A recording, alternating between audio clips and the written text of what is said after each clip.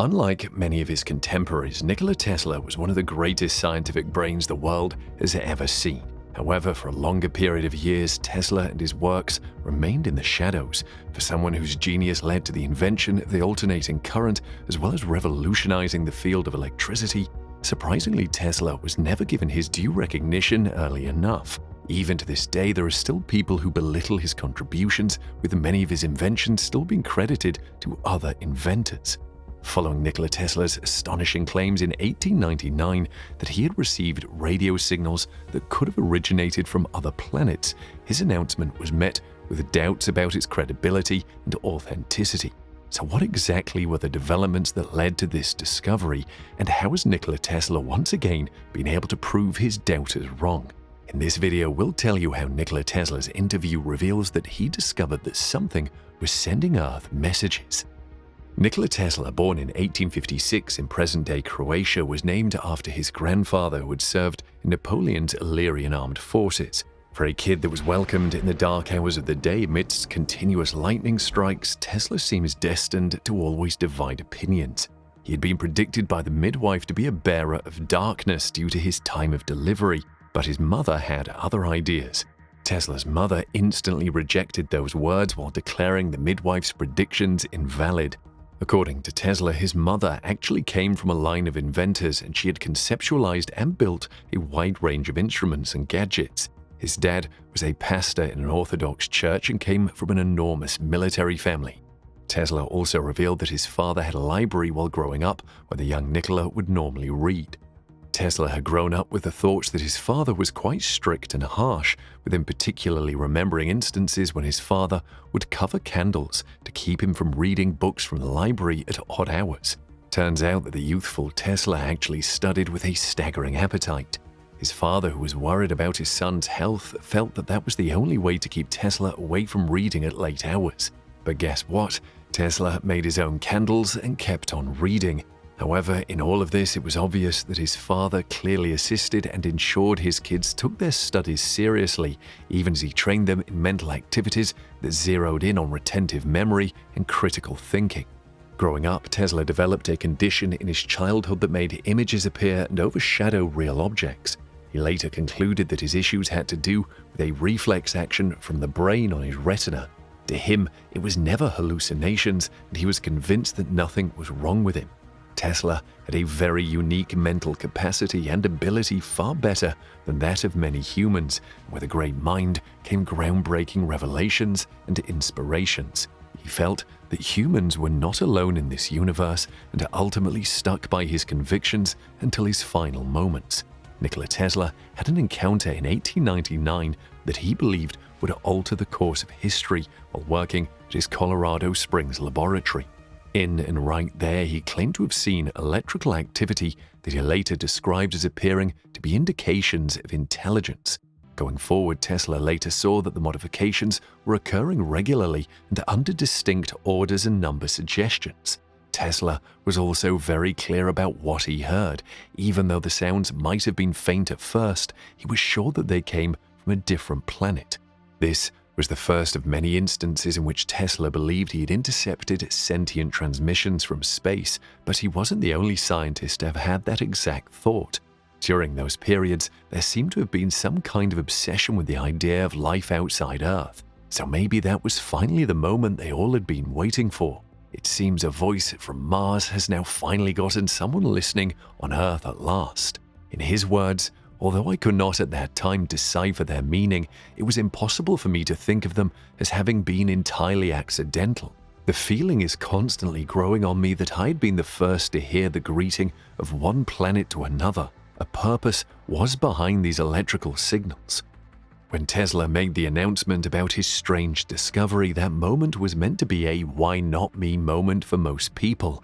I mean, being the first to hear communication from outside the planet. However, while Tesla's revelation did get a lot of media attention and serious accompanying hysteria, most scientists paid little to no attention to his celebrated discovery.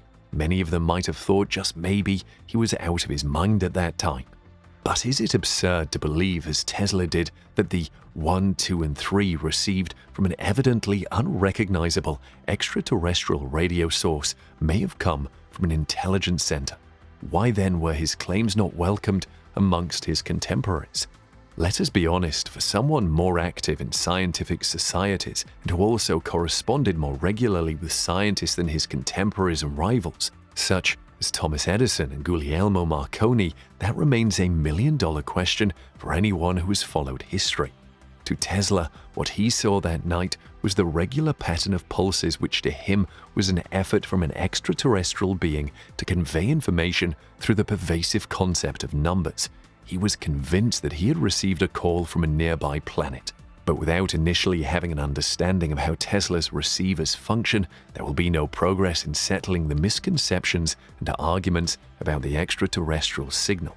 Tesla's experimental laboratory contained high-voltage radio transmission equipment, and the laboratory had a 200-foot tower for transmission and reception of radio waves. In short, they were the best receiving equipment available at the time. For better sensitivity, Tesla's receiver used a coherer that was stressed to break down, but not by DC, but rather by locally generated RF injected into the detector stage. Tesla's regenerative coherer detectors were very sensitive as RF indicators, but they were not suitable for envelope detection, which was required by the development of AM broadcasting and wireless communications. Because of this, the advancement of his receiver technology did not go far beyond his initial patents. Then why has the engineering community not embraced Tesla's receivers, and why did Tesla pursue his study on receivers further? Dale Elfrey stated in the Tesla journals that he found that by the 1920s, Tesla had grown assured that he could understand the unusual radio transmissions from space, and he even spent a long time perfecting the receiving and transmitting technology that was required to better pick up and translate potential alien communications after his initial reception of puzzling radio signals in 1899. The messages initially consisted only of rhythmic noises, much like a Morse code broadcast according to him. However, around 1918, Tesla began to hear what he thought to be voice broadcasts, but the voices he was hearing were not those of people. Nikola Tesla may have been among the first people to see unusual radio signals that they mistakenly believed were coming from another planet, but he was by no means the only one. Fortean's journals have made it known that there have been reports of common household equipment routinely picking up unusual communications of extraterrestrial origins. Several eyewitnesses have reported unusual signals coming from off-air radios and televisions, as well as strange phone calls with electronic noises and whispering voices. There was a considerable media frenzy from the world when Soviet researchers Gennady B. Sholomitsky, Nikolai Kardashev, and I.S. Shklovsky announced in 1965 that they had gotten radio transmissions from reference points of some superdevelopment in space. They both claimed that these organized correspondences were indicators of extraterrestrial knowledge. In the same way, Dr. Hugh Mansfield Robinson discovered intelligent signals in 1920 while conducting a number of radio tests on the 30,000 sound wavelength. Ernest B. Rogers, the engineer in charge of the test, felt obligated to say that the signals were alien in origin because there were no sending equipment with that degree of intensity on Earth at the time. Though Tesla's claims were strange at that time, his discovery undeniably gave birth to the field of radio astronomy. What is used nowadays for decoding and detecting messages from distant stars and other mysterious sources all began on that lonely night at his Colorado laboratory. On October 29, 1971, while conducting remote natural sensing exploratory tests in the Riverside region of California, the Field Natural Transducer Complex also intercepted a series of ostensibly cunning signs while pointing at the star grouping Ursa Major during a temporary relief period. The phenomenon continued for over 33 minutes. Years later, a similar occurrence was experienced. During audio monitoring, a faint, coherent, binary-type phenomenon was detected, as the apparent signals appear to have been transmitted at long intervals of time, maybe years, in addition to becoming weaker. The rapid succession of pulse trains was only separated by 3 to 10 minute intervals. In fact, During a recent congressional session in the US, a few renowned American astronomers presented evidence to Congress about the existence of extraterrestrial life. So does this finally address what Nikola Tesla discovered initially? There is every possibility that Tesla's unexplained signs were related to what is now known today as electronic voice oddities, EVP. Tesla was possibly the first person to test the basic electrical receiving device, and that very same technology that Tesla utilized but improved upon is being used to record electronic voice oddities today. In electronic voice peculiarities and instrumental supernatural correspondence experiments, many participants claim to have received communications from the other side through radios, recording devices, VCRs, televisions, mobile phones, and even computers. Maybe it is safe to say then that Nikola Tesla, though divisive, would feel vindicated had he been alive to witness all later claims.